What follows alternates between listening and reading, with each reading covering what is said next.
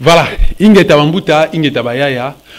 Bana école Congo démocratique, ba abonné à Dosta télévision, tu peux ba fanatique ya émission o bino moko bo prona, bino moko bo pesa biso pouvoir ya ko bundela mboko République démocratique du Congo na audimat bo pesa biso na chance bo pesa biso to sola na bino na ko kuta na bino pona pesa bino d'abord mbote pona ko compatir ensemble na bino par rapport à ba mort o tozoko constater du jour au jour na Ituri na Beni na Butembo na Goma na Maniema partout na partie Istanbul na biso comme abattoir. Ce tozongi muke na sima tout la massacre à Kabalo ya Ntingi, tout ça la massacre à Bundu dia Congo, tout la massacre à Kamona Sampu, tout la comment bana Congo, même à Tamasa c'est bétité mais tous souffrir, tous vivre ba torture moko, injustice moko impossible. D'une manière officielle, hein, d'une manière officielle. Et puis ba kondi entre guillemets au benga ba président de la République, ba ministre na ba député na bino na ba sénateur, même ba gouverneur na bino ba ebike peuple congolais a vivre na kati ya misère. Mais nani oyo ako compatir, nani oyo ako défendre par ya peuple. Nga moko personnellement tina lo ba na bino entourage na ngai ekima ngai. Entourage na ngai comme sanga lokola ezonga lokola fond de commerce na bango. Nazo ba petit na ngai, petit frère na ngai tonton Nimi, les lois en Afrique d'ici, je ne dire pas précisément.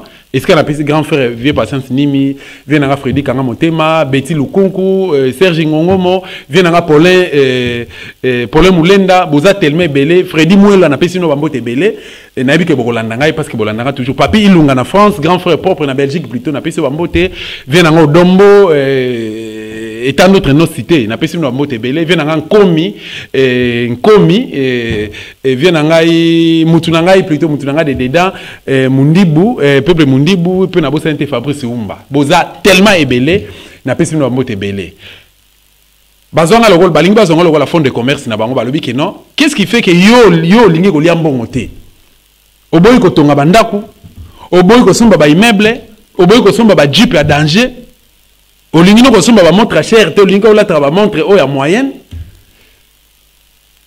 Bazo ko tinanga na major. Mais ngana répondra toujours, je peux y aller. Ngai même basi musuba boya na bango ngai. Bah oui, mais mayele ozanango intelligence na yo to engagement na yo. Mais pour nani nite yo ko kende ko m'appelle député. Pour nani ko travailler na kata système pour que yo peut bénéficier au lia plutôt biso bénéficier na simana yo. Moi je leur avais dit que na koki ko kende ko lia. Et bongo so na tel na simana nga 82 millions de Congolais. Bongo so na tel na simana nga bato bazo ko kufa pour na discours oyo. Et voilà pourquoi dans le bail que non na boy makina na maboko na ngai. Parce que quand se le disent Fumugimbanga kufa, mama Gipavita kufa, Cardinal Malula kufa, Natani Kaka, bango misatu. Mais basé belé ba Paul Maurice ba kufa, papa ya Kulutu nangai Auguste Okito, Joseph Okito, ba kufa, ba président Kasavu ba kufa pona bitumba oyo. Mais kokufa na bango ba bundaki pour que biso to soit indépendance na biso. Mais ngana nazonga toujours pour dire ceci. Indépendance au biso to zwa. O bango ba botola ki pa ba colonne en 1960, un certain jeudi 30 juin. Biso o ba legela ki biso indépendance oyo. Comment est-ce que tozo ko gérer yango? Ba grand-parents na biso ba bundi, ba zo indépendance. Biso gérer yango comment? Bomoni Hippolyte Kanamba ye, Raïs. Bon, mon Félix, ça y est, béton! Mais c'est quoi ça? C'est quoi ça? Et pourquoi et comment? Jusqu'à la preuve du contraire, les Congolais, tout le monde a vivre le quoi, les moutons. Les Kangi biso singa, les benda biso na abattoir. Pourquoi? Pourquoi? Budget RDC, ils en ont 5 milliards. Mais si on a 5 milliards, on a, ils ont aussi un voyage, il y a Félix. Ils ont aussi un salaire, il y a Félix. Ils ont aussi un salaire, il y a député. Ils ont aussi un salaire, un sénateur, un ministre, un gouverneur, et puis ils ont entraîné dans le gouvernement. Mais le peuple congolais a bénéficié. Le peuple RDC a bénéficié de rien. Et pourquoi et comment Bolinko a conscience? Toké na l'élection de 2006, et Bomi Sabatou. Pour malheureusement la Koufa. Dis-moi ce qui est conscient, na veille à Salaki, dans ce temps, dans séminaire, n'a pas catholique, il allait peut-être confesser. Ngoïmoulou s'est dit pasteur. Il est vivant, il est là. Ce qui s'est passé en 2011 entre Etienne Tshisekedi et Moulumba face à Hippolyte Kanambe. Nous connaissons tous, na forme autre monaki, mais les fonds, ils ont na kati maboko ya Ngoïmoulunda. Professeur Njoli, Azalipe, Akufina noté azana MLC kuna, aza professeur na faculté de droit kuna na université de Kinshasa. Il est vivant, ils sont vivants les deux messieurs. Bazana ben formation par rapport à fond. Bah lini ko pesa biso quoi la vraie information mais dis-moi biso to yebi na kindwenga na biso puis na ba recherche tout ça là to yebi ce qui s'est passé. En 2018 entre Félix Chadari na Fayulu. Nous connaissons tout ce qui s'est passé. Corneille Nanga est là. Il y a certaines choses, informations sur la paix, parce que nous sommes au Congo central. To kenda tiki kwiti. To ako chité na Gishasa awa. Na ba bureau de vote. Na ba circonscription to le baga na ba province de 3 provinces de Bandundu, Kinshasa et puis Congo central. To za na ba résultat to zwaki. Mais comment c'est possible to yebi ba réalité na bolinga to kena ba élection? L'élection, comment ça? Pourquoi? Félix, président de la République, oui. Tolobi, oui. Selon Bino, Tolobi, Menga Dosta, n'a pas reconnaître le président de la République. N'a pas reconnaître pourquoi? Parce que Mbeko Lobi, l'élection que c'est le président de la République, par rapport à l'élection que c'est le mana, tandis à RDC Mobimba. Mais il y a eu 3 territoires où c'est qu'on a 3 territoires où pourquoi bateau bazo ko prendre sur l'état des droits bako ko za la justeté bon le bakino té biso le gola toujours ko prendre sur l'état des droits bon le bata bongo le gola 3 territoires de sali élection de bolbaki dans une année bako ça va élection bo sala yango pe kakaté et les cas na okaka bon normaliser yango ce qui a été bolbaki que en tout cas biso to contester biso moko IDPS to biso moko ngamo Félix na contester na bino. Le rôle de 3 territoires, et l'élection est été bis pour dire que l'état des droits, en tout cas, n'a pas prêté serment. Donc, il faut que la belle élection. N'a pas soutenir IDPS. Donc, fanatique intime, il y a Félix. Fidèle, il y a Félix. Mais, il y a le binini, bino bosali nini, et pourquoi la contradiction à Bongo, l'Union pour la démocratie et le progrès social?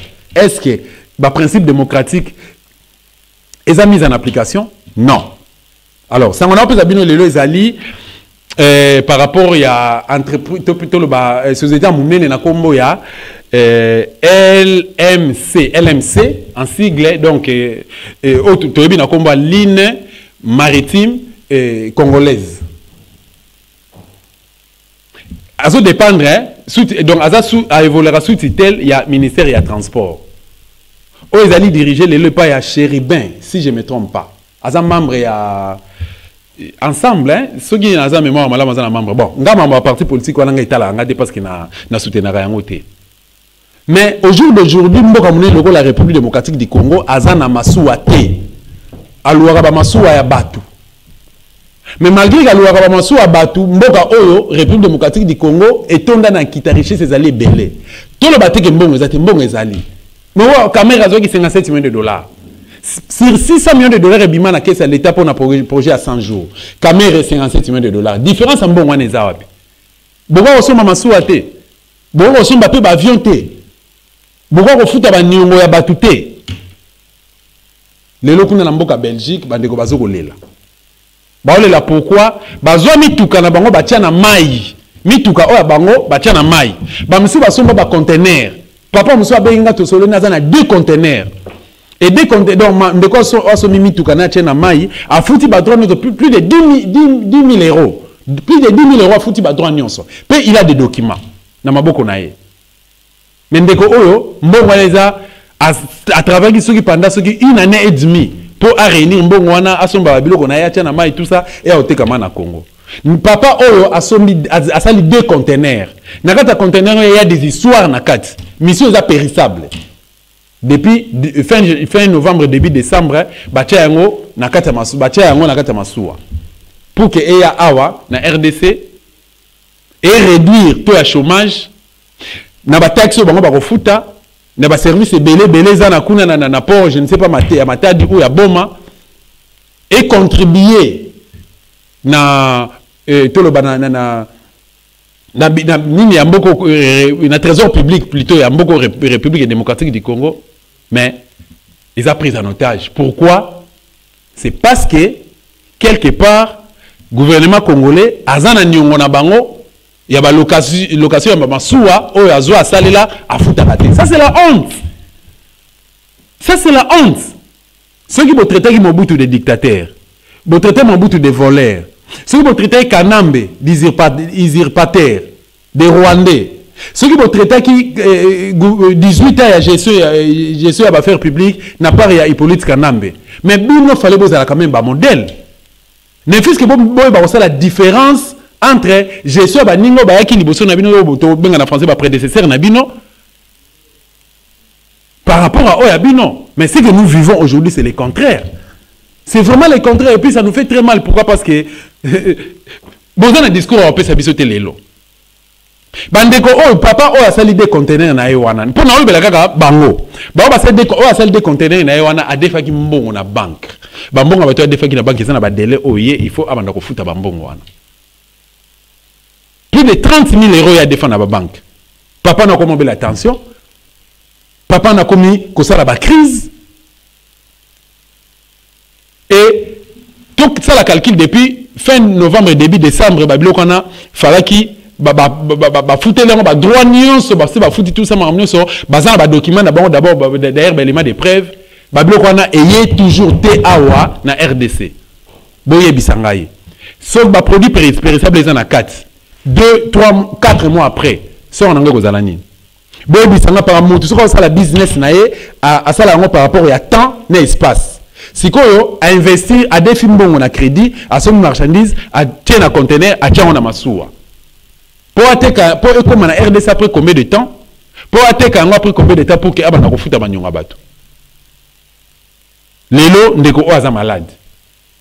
Ceux qui babilo quand on a 4 conteneurs et baby nani a refuta yango. Est-ce que le gouvernement congolais a la mesure à refuta pour te badet intérieur rebelle à bateau pour futa raté? Badet intérieur, ministre des Finances a aussi 40% pour futa. Ngai droit na ngai na eko zo yango na banque, mikanda na ngai na zamba document sur koka ministre, na bi bien vice ministre té. Na bi pe et par secrétaire général du ministère té, na bi ministre en fonction avant na futa nyongwana pesa 40%. C'est ce qui se passe aujourd'hui en RDC. Mais bon, pour nous, c'est l'état des droits. Bozo siéger plutôt bien na conseil des ministres vous a dirigé par M. Félix. Ça, c'est une république bananière ou un pays voyou. Une république bananière ou un pays voyou. En fait, tu as évité, hein, peut-être il y a certaines choses que échappé, mais tu dois comprendre. Tant qu'il y a des collègues là, et pas parce que tout le banal ou lelo Rwanda azo piyembo kanabiso Museveni azo piyembo kanabiso Soudan azo piyembo kanabiso Angola azo piyembo kanabiso nani oya telema pour le non na batu wana ni fiske na pays moko Félix Albi pour un problème à biso na Rwanda azo entreprendre ba démarche diplomatique à un moment donné le baki ezaki na ba diabolisation na Rwanda tu as un problème té donc comme ça il dépêche sa benga zo tomboke langa yo dosta yo tout ça et finalement le biké tu as obligé à tisser pas bonne relation na bango oui to boy yango té mais na ndenge na contexte au na lo lenge angle au bango bazo zoela yango té après tout to go lo bapé oui tout comme to lo ba non déjà tant zo ba keno ba nya Rwanda ba bande ko na biso ba congolais c'est qu'il y a un problème et cette histoire là ba jar ba bloquer na ça révolte ça nous révolte. Tout le monde a une histoire politique pour te comprendre certaines choses. Rwanda a payé biso, a premier producteur et a coltan. Lelo, Rwanda a la voiture, Rwanda a la téléphone, Rwanda a la caméra, Rwanda a la télévision. Qu'on a coltan, on y a zanangote, mais on produire coltan. Interpelle l'Arabie sauté. Tant que Rwanda, Paul Kagame a senga, mabele na biso pour kasala, a ton cité moderne. Na mabele o ya yete o ya biso kuna na Rwanda place à autonomité moderne ezata Monica ka RDC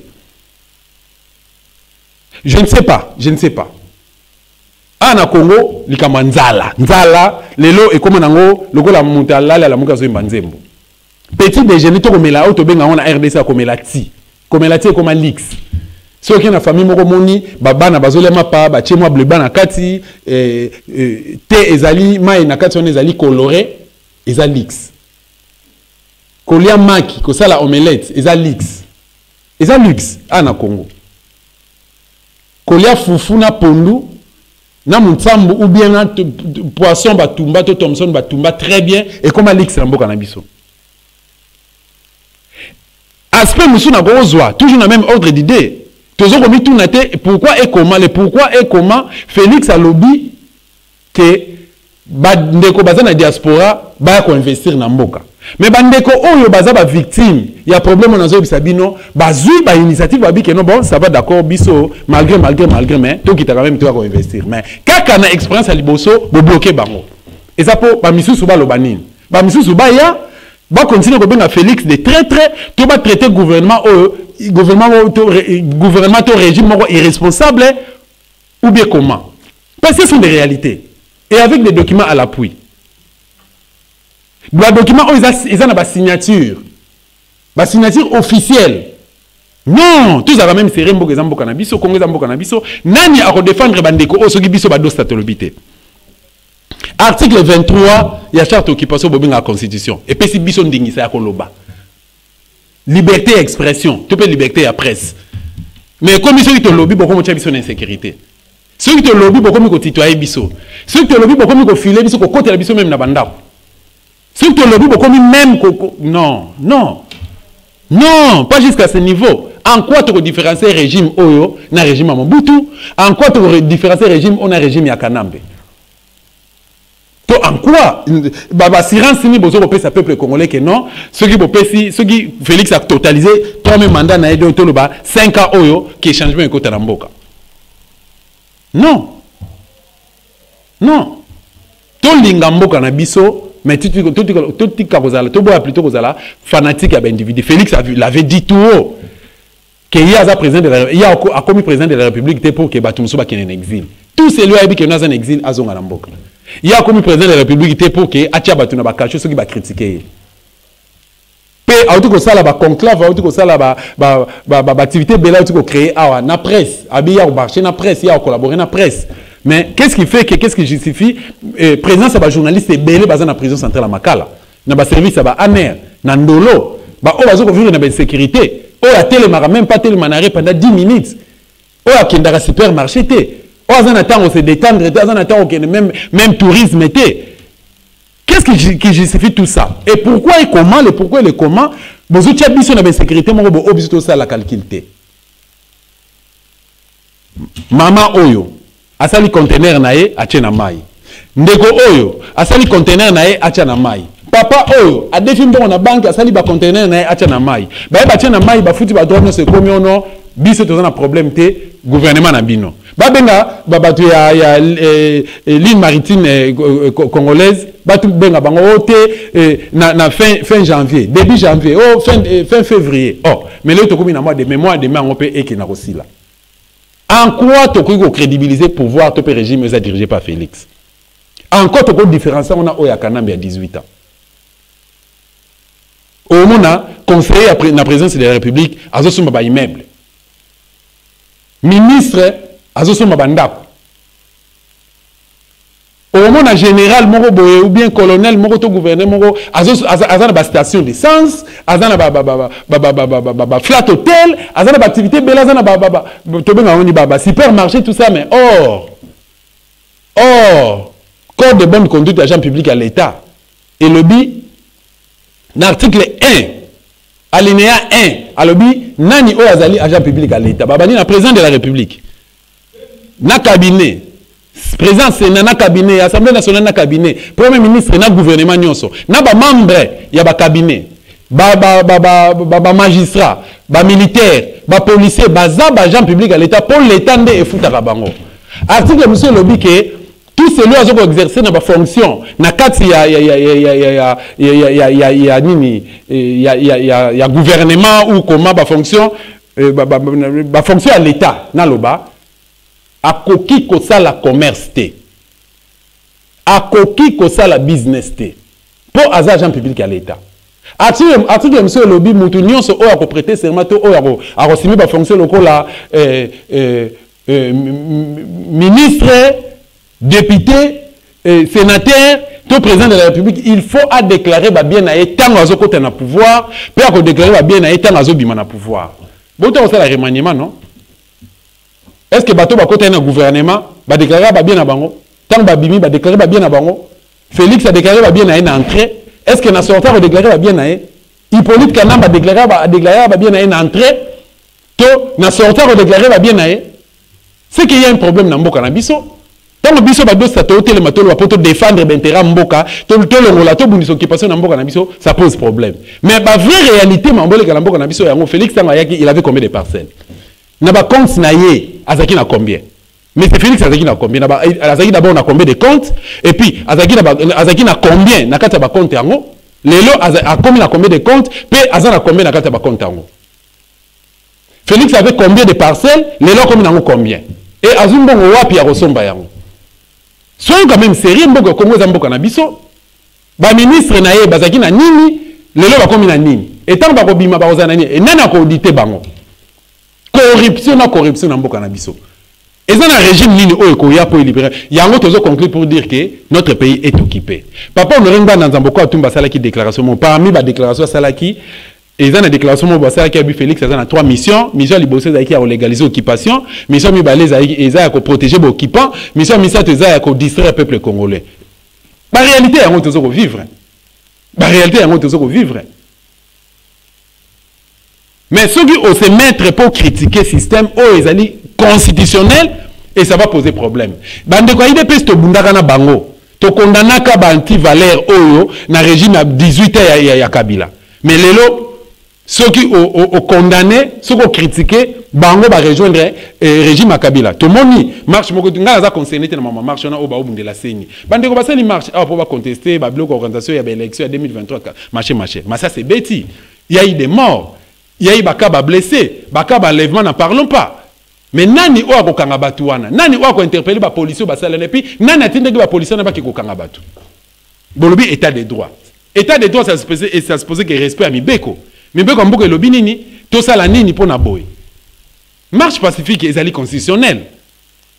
Biso sala marche pacifique, biso bunda poto libérer de Congo.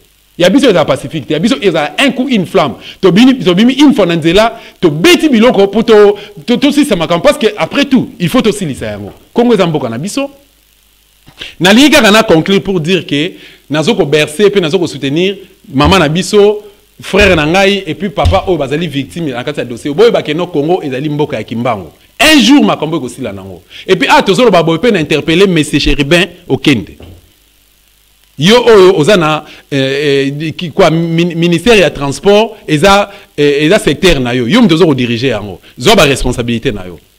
Zo ba responsabilité parce que yo mtozoko ka sonité gouvernement premier ministre ozo diriger bino na gouvernement wana monsieur Sama Lukonde azoka sonité ezapeka ka président na bino Félix mtazoka soni mabozoka sa biso ba congolais soni. Alors zo ba responsabilité na ba tona ba defa ki bambongo papa na ko kufa na ba crise zo ko sala ndeko na mobali a travaillé pendant toute une année et demie pour réunir $10,000 à foutre ba droit na ye mais au jour d'aujourd'hui a commis malheureux. Alors prenez toutes vos responsabilités pour que bandeko ba bénéficier na droit na bango bon louer masu ande bo mesana ko louer mais bo futa d'abord banyongo na parce que bato bazo ko iba bambongo à l'état ba carré minier kuna et comment diriger au les à la diriger pas ya gouvernement to pe na mboka Congo démocratique mais comment ya ba individu à bato ngape na kola na lamu na bike non bon na kena na boma na tchela parce que na tchela pe diamètre la pétrole pe zali na kene bona ba ke non bon 100 mètres carrés au Ezanga, n'exploité yango. Ngape na ko soit décision un jour. Mais na ko sala yango parce que j'aime mon pays. Na ko sala yango peut-être pour ne pas dire que nga nazo ko reprocher bino, pe ngai nazo ko luka ko zongisa pandi la l'air mais nga mo bokanga na même mabe wana.